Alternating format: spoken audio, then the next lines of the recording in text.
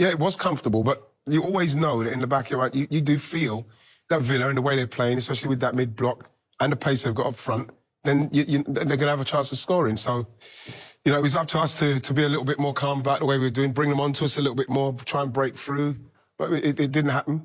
Villa are a quality side in that respect. You have to see him off, Steve. You have to see him off. But when Kai Havertz got this goal, the whole stadium was up. Everyone seemed a little bit more settled. Yeah. However, in fact, the year they were chasing for the title, they had a problem with 2-0s, didn't they? And that's ultimately what cost them.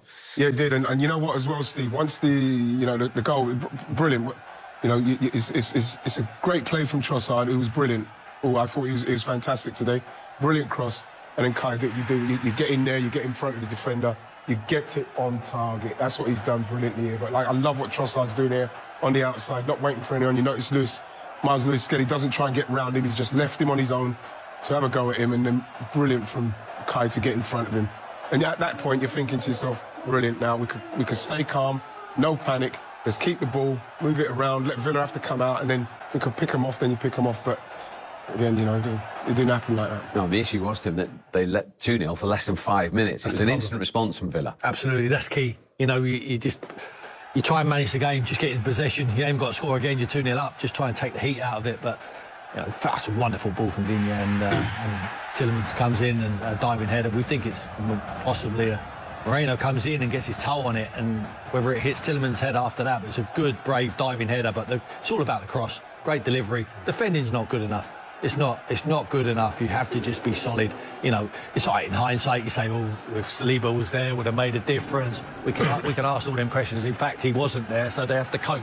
You know, other teams have to cope when they're losing big players. Arsenal have to find a way of coping. All teams do. If you want to win the Premier League, can't worry about what you haven't got. You've got to worry about what you've got and making the best of it and trying to get maximum points. And that was the key moment. They've struck back too early. If they would have killed the game for 10, 15 minutes, it didn't happen, and it felt like, well, I mean, we said it, and we was watching the game, we felt if they score Villa, it could be very difficult for Arsenal. The more you watch it and you think to yourself, can we keep the ball, can we play? Even when Villa, when they were in that position to get the ball out to Digne, you just felt like we were a little bit off it, and for Tielemans to be able to run off of Moreno and get on the inside of him like that was, it's not good enough. That's poor defending. Should never let him get that side. If he gets in front of you, you could see him, you can maybe go and block you, you can stop him. But for him to get on the inside of him there, to the point where he's now stretching, you know, it's poor defending.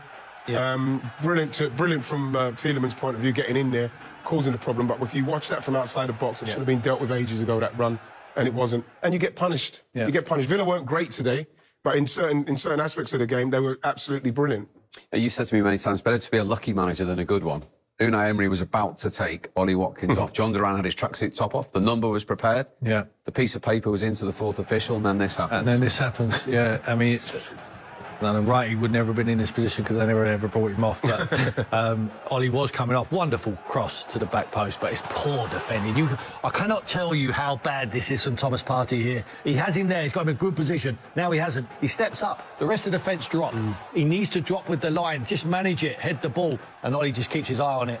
And he cannot believe that misses Kai Havertz's head, and he just gets a volley on it. He's so close. Raya has no chance, goes above his head. As you said, it's Unai Emery. It was one for him there. He got lucky on that one because who's to say John Duran wouldn't have done that anyway. Ollie Watkins will score goals. If you leave him on the pitch, you give him the service, he will score like Duran does when he comes off the bench. I do feel for Thomas Partey there, though. You know, he's a right back. He's playing right back. He's a midfield player. You know, again, it comes down to the squad and the thinness of the squad. And he's been put in a position where I think Trossard, can he get closer to that cross? You can see the poor movement from Thomas Partey. He's not used to that movement.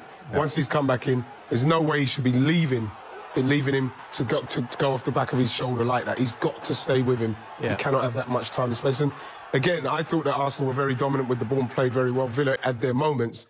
And there are two moments there what cost us, really cost us, because they punished us. They were ruthless with them. They're chasing one team, which is Liverpool. And I put myself, and I look at them 2 goals there, and Marino for the first one, Thomas Partey for the second one. And I look at how Liverpool would have dealt with that. And all I see is Gravenberch.